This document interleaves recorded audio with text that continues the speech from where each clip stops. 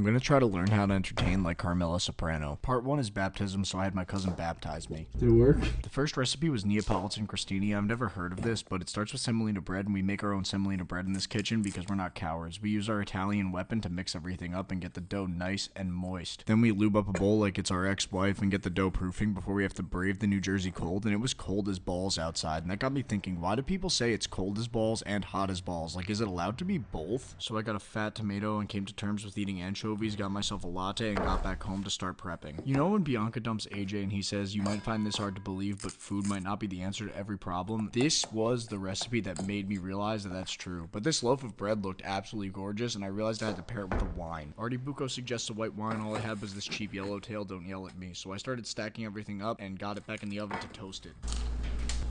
Might have been my fault, but 5 out of 10, and I still don't know how to host a baptism.